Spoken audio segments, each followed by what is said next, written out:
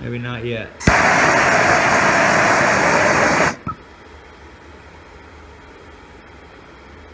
The witness mark's completely gone now.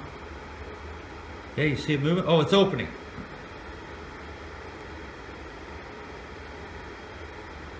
Okay, now it's working on me. What's up, fellas? In this video, I'm going to show you guys a thermostat out of a car actually in action. Now, the reason I'm tampering with this thing is because I took it out of my stepson's car because it's stuck open, as you can see. Now, when they do this, you don't get any heat in your car. And I wanted to observe what is the actual failure point, and it has something to do with where that canister is allowing the spring to push it. There's some jamming back here in the back end that's not letting that depress all the way, or something that effect. But I want to show you how these things work, first of all, for anyone who's ever wondered how a thermostat works. And I also wanted to touch on a couple of misconceptions about thermostats. Here's just a simple little diagram of the working components of a thermostat. Inside of this main shaft here is a little needle, which is this thing we see right here. That is the actual piston rod of the unit. That right there is what pushes out, actuating the valve. And the way it does that is inside there is a paraffin charge, or better put, wax. And when that wax gets hot, it expands. And that expanding wax pushes on this piston, which is braced onto the frame. So at that point, the only part that can move is this upper valve sleeve. This whole valve sleeve here, the valve itself, the valve plate, is connected to this rod, which is connected to this cylinder here. And the whole cylinder itself moves upward, which will open the valve, and that happens when it gets hot, and that allows the water to flow through. Now, a lot of people have the misconception that the valve simply opens like a light switch when the water's at a specific temperature, and that is not at all how a thermostat in a car works. In fact, the distance between the valve and the face is determined by the temperature of the water. A lot of the times your thermostat is always open when your car's running. Not all the time. Not when you first start it up, or not when you're using your heat. But for the most part, the engine regulates its temperature. And the reason why the gauge is always in the same spot when you're driving is because this valve, the hotter or the more heat that's put into your engine, the water will cool off a little bit, and that valve will close, which will cause water to get hotter. So if your water's running really hot, that valve will open up a little bit. If it gets hotter still, it will open up even more. And it will continue to open until it's open at a maximum, which rarely happens. But it's never on-off cycle. It usually has a very set position. If you're just driving down the highway, it's gonna find a sweet spot and sit there. Now, if you're stop and go driving, this thing's going to move. It's going to constantly opening and closing based on that. But like I said, it doesn't always close. It usually just opens and closes a little bit. It throttles itself to maintain the temperature based on the expansion rate of that wax. So for the most part, the misconception that it just waits for the water to get hot and then it opens and then it closes and then it cycles like that. That's what I used to think as a kid. I thought I had it all figured out, but that's not how it works.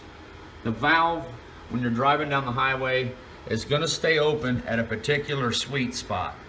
But I'm going to shut up now because that water flow going through the radiator will cool off at a specific rate depending on where the valve is. And I just totally lied there. Let's get on with it. I'm going to hit this with a blowtorch and show you guys this thing opening up. It's pretty cool. Find a good lighting here. Okay, here we go.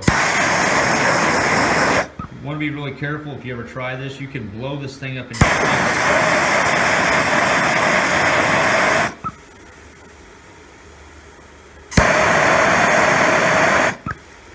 Ooh, might have overdid it there.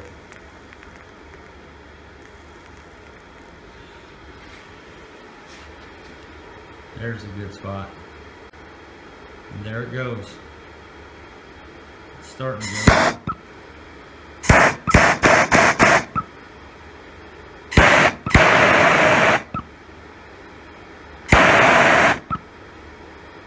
There it goes. See how that whole cylinder itself moves? It's pushing on that rod. That rod has a piston head on the end of it. Look how far that sucker opened up. Now that's where it is when you're really flying down the highway at full throttle. It will stay open like that when you're really getting on it. And of course when you stop at a red light, it cools off.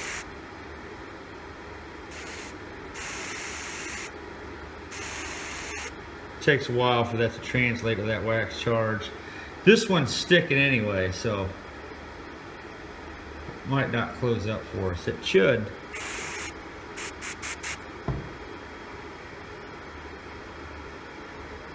Yeah, that's why I replaced this one. I'm going to cut it open. We're going to take a look at it too.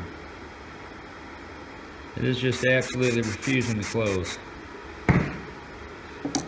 It may have air in it.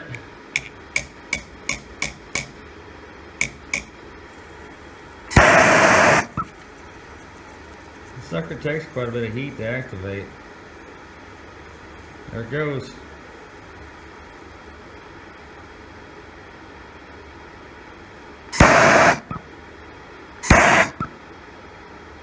Pretty cool.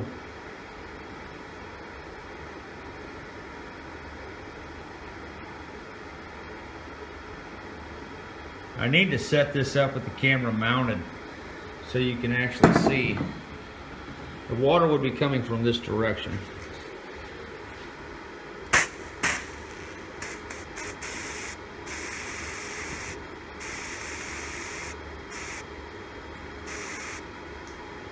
So I'm not exactly sure of the I think I know what's going on here. Why that's not closing.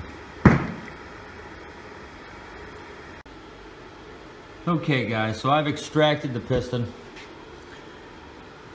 and I'm still trying to figure out exactly why it's not retracting all the way, and I think it might just have something to do with it having a bad seal, and when the wax retreats, it's pulling air in there instead of causing the piston to retract all the way. At any rate, I'm going to heat this thing up. Let's observe the piston coming out of the top there. As I said, do not try this. You risk blowing this up in your face. I'm watching for the water to boil away.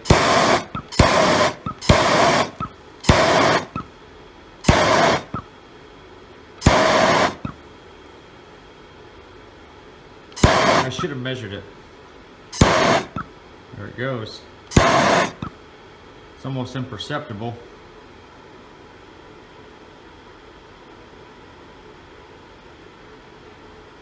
I think it's quite a bit of expansion.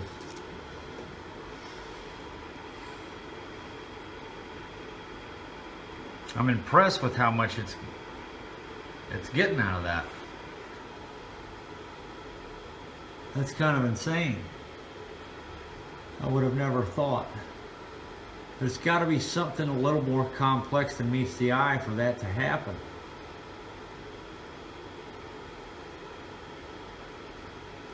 I have a hunch. Yeah, that's nuts. This bore stroke just seems a lot more than what you'd ever imagine possible on that. That thing is really hot.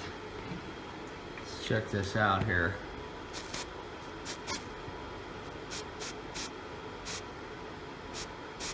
It's almost like a secondary lever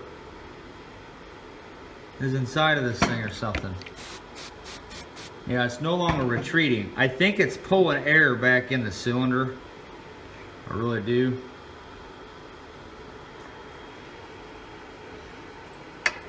Yeah, it's cooled down. It should have retracted. Yeah, that's air. it's pulling air into it. Something's up. Something else is still going on here. The spring should have still allowed that to close. I'm just baffled at the failure point. I can't figure it out yet. Trying to figure out why that spring didn't have enough force to... Maybe it just lost all of its strength. That's a possibility too. The spring could have just worn out. It is constantly thermally cycled, and that does play hell on materials. I have seen some estimations where some materials cannot be thermally stressed more than 10,000 cycles. I'm going to do some measurements when this thing's fully cooled down and see how we're getting that much expansion. That doesn't make... Oh, I know what's going on. Aha. It's a pressure booster. I got it. Fellas, I was wrong. You notice how we were getting a tremendous amount of expansion right there? That diagram's wrong. I figured it out. I built one of these. I know exactly what the hell's going on here. I have a video of a device that's a tube of acetone that uses a needle valve, and it basically, let me draw you. I know what's going on. We've got a single seal here. It's a pressure booster, and there's a rod inside of it. There's no piston, guys. No piston at all. I guarantee you when we cut this open, there's not going to be a piston in it. I've built one of these. Go to my video, hydrothermic engine, compression of fluids. I'll leave the link in the description, and it will show you where I built the device that works just like this.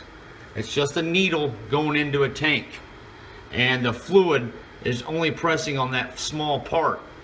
But because we're talking about a solid that we're expanding here, you get a tremendous amount of force, so you don't need a big piston. That's how we're getting so much movement out of this thing. I was kind of freaking out there, like trying to figure out how, if it was piston operated.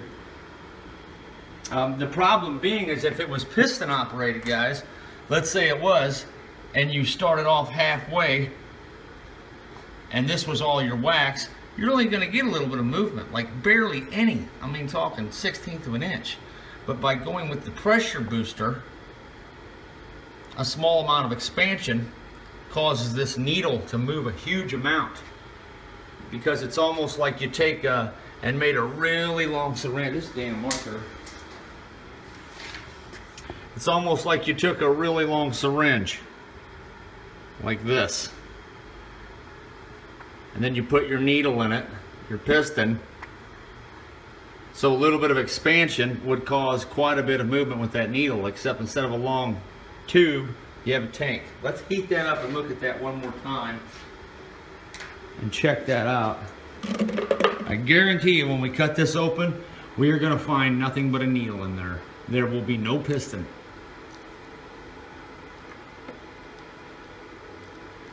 Looks like 9.9 millimeters. Heat this baby up. It is apparently leaking air though, which would explain why it's not retracting now.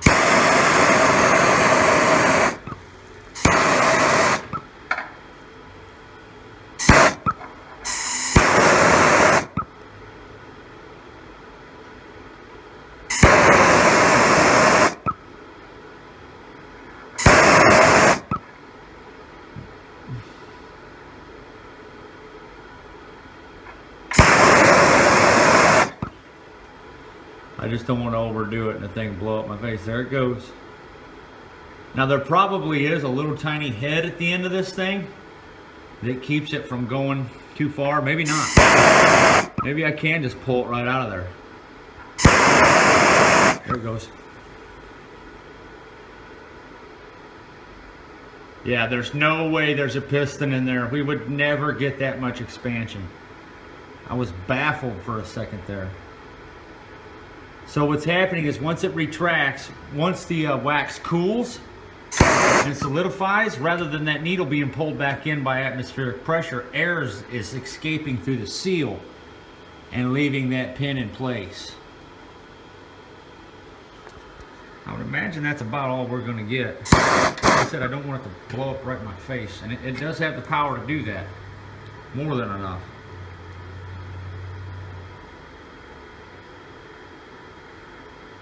Okay, we're at 13.6 millimeters. So definitely a big improvement. Like almost 5 millimeters of movement there. Half a centimeter. So I'm going to spray it.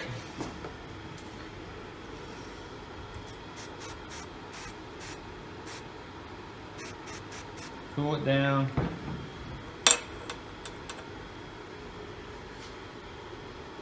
Now I didn't measure that very good.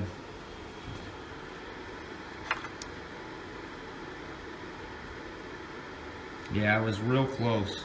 So we got about 5 millimeters of movement out of that. And I mean, I could be wrong, but I almost guarantee you there's no piston in there. It's just going to be this needle with some type of little stopper on. I'm going to try to pull that out. See if I can just yank this needle right out of here. That's a possibility.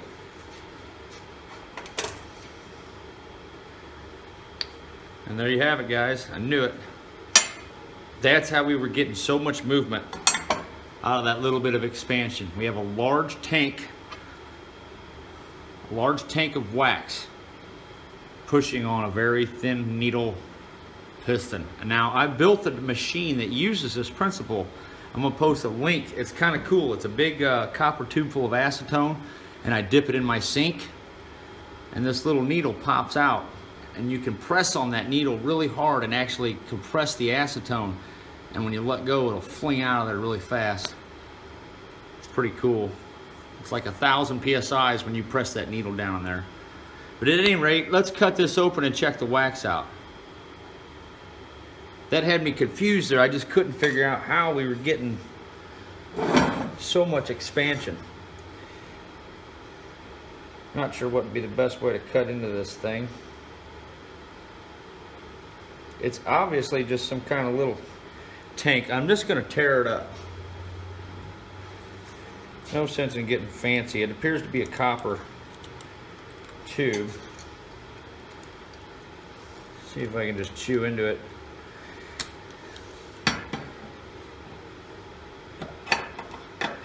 Definitely well made on the outside. It has to be. It has to withstand a tremendous amount of pressure. Okay. What else we got here? Where is it? Give me a second. I'm going to take the angle grinder to it. Or, you know what would probably be a little easier on the eyes for examination. Let's move you on over here to the vise and take the hacksaw to it. I think that'd be a better thing to do. I'm gonna have to invest in a new vise here.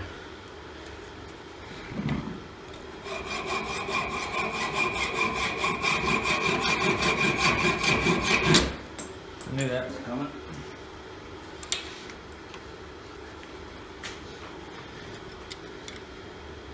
Heck with it, I'm just gonna go on the fat part.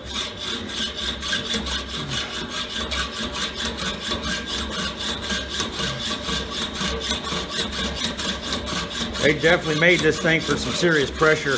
Now, the machine I built was hitting pressures on the order of 1,000 psi's.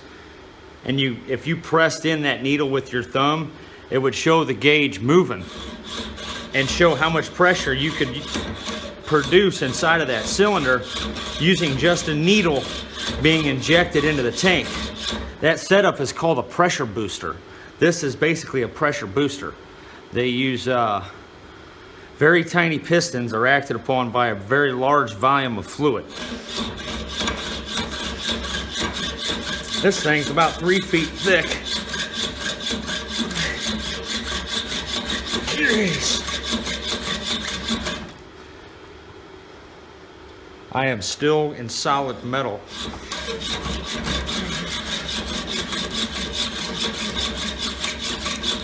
Okay. Give me a second here.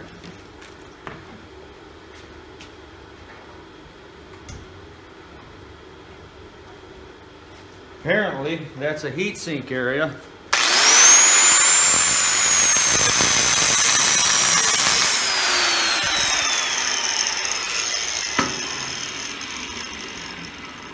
Something really weird just come out of there. The heck was that? It's probably extremely toxic.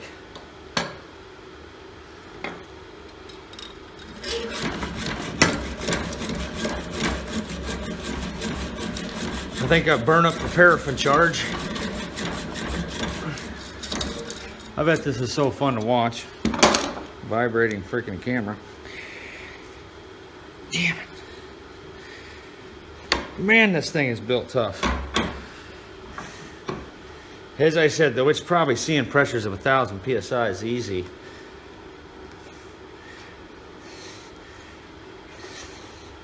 Need a hammer. That is too weird. All that weird black stuff come out of there. I need to find, this thing is like a solid chunk of copper. Unbelievable.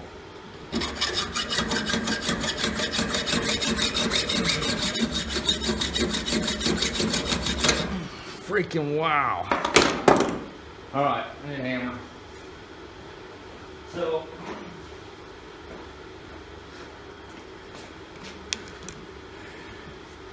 incredible.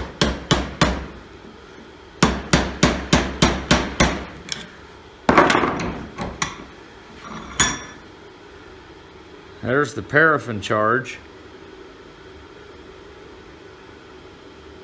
Let me get something to get a poke at that. It's really hard. Ouch. Sucker's hot.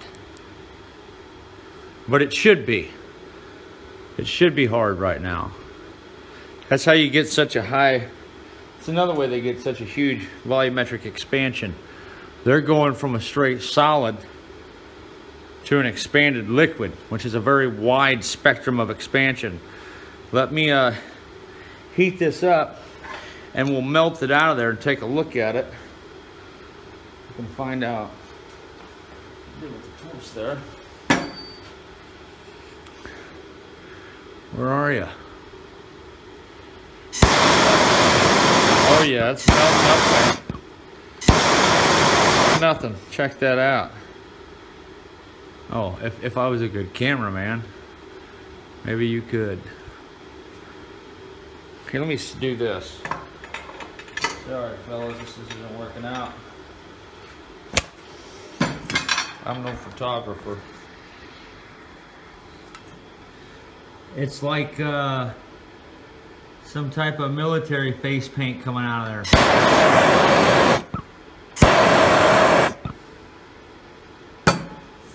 Find something to pick that up with so you can see it. It's black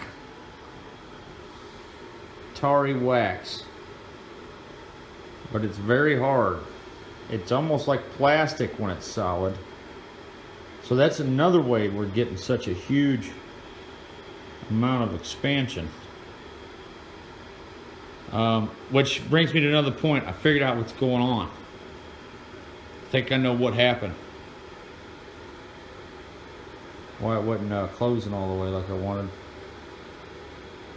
The air thing may be happening, but also cooling it down that quick might cause it to solidify so fast the needle can't get back in there, and it causes a vacuum space in there. That's why it has this large heat sink to stop that from happening, I bet, so that it slowly solidifies, and that allows that needle to advance back into the slug of paraffin. I'm gonna still try and find a needle and stab that stuff. I bet you that's why it has the huge, well, then again, the pressure too. I keep forgetting that this thing gets up to a couple thousand PSIs to do that. Yeah. What have we got? What was that? That did not sound good. Ooh, this stuff is weird. It's really liquidy in some spots. And I'm sorry. Yeah, that is just too crazy. Look at how it almost hardened up instantly.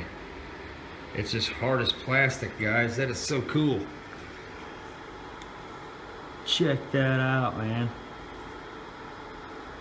So that is so interesting. That's how they're getting the extra bit of distance out of it. Now, my machine online has a tank filled with oil like this, which starts off at a liquid state, and I still get a huge amount of expansion. They got 5 millimeters out of that thing, which is insane. Out of that little slug, they got 5 millimeters of movement. And they did it by making this charge a solid. Not just like wax. I mean, it's a hard solid, which means it has probably a higher spectrum of expansion versus a wax. Look how hard it is. That is ingenious. So, oh, that is hotter than hell. Yeah, I think I'm done fooling around with that thing, guys. I believe it's what it is the seal on this needle just fails on it eventually. It's in a horrible environment, so it doesn't surprise me. And I'd imagine that once it starts leaking a little bit, like I said, air is getting into there instead of that needle being pushed back in. Something to that effect. Or the spring. I'd almost bet my money on the spring being the culprit. I don't think there's anything wrong with that paraffin charge. I could be wrong. I think this spring just becomes weak and doesn't have the strength to close itself anymore. So if you have a car and your heat just isn't getting hot like it used to anymore, it's because the spring's probably worn out. I know your thermostat's worn out, but what my discovery attempt today was, why was the thermostat broke? We know it was broke, but what broke on the thermostat? That was really cool checking this thing out though. Hope you guys like that. So there's one last look at it, guys. Probably some proprietary composition. That is the paraffin charge that causes the expansion and opening and closing of your thermostat. Pretty cool little setup, man. Ingenious little device that it can withstand the torture it goes through. Always wanted to cut one of these open. Now I got it on video.